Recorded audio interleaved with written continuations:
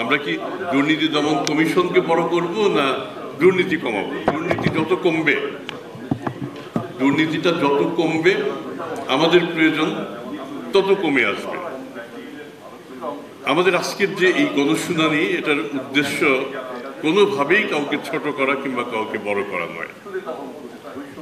এটা অস্বীকার আমরা করি না যে আমাদের মধ্যে কম বেশি দুর্নীতি রয়েছে।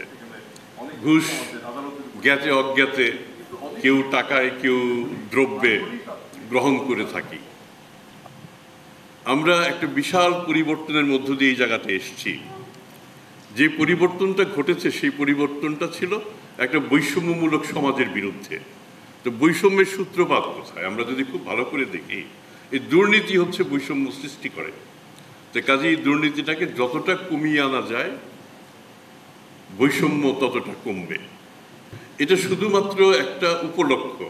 মূল উদ্দেশ্য হচ্ছে যে এরকম গণশুনানি আমাদের এখানে যেমন করছি, এটা তো আপনার অফিসে আপনি নিজেই করতে পারেন। যারা সরকারি প্রতিষ্ঠানের প্রধান, আপনার অফিসে একটা দিন খোলা রাখেন না, একটা দিনের কিছুটা অংশ আজকে যারা সেবা প্রত্যাশী, যারা অভিযোগকারী, তারা আসবেন, তারা তাদের কথা বলবেন, তাদের কথা শুনবেন, শুনে তার সমস্যাটা তাৎক্ষণিক একটা সমাধান দেবেন।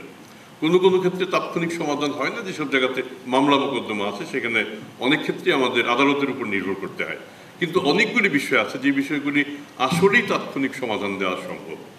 আপনার অফিসে, আমার অফিসে এরকম দু একজন দুর্বৃত্ত যে নেই, এটা আমরা অস্বীকার করব না। মানে সেই দুর্বৃত্তের কারণে কেন আমরা সেবা গ্রহীতার কাছে নিন্দনীয় হব?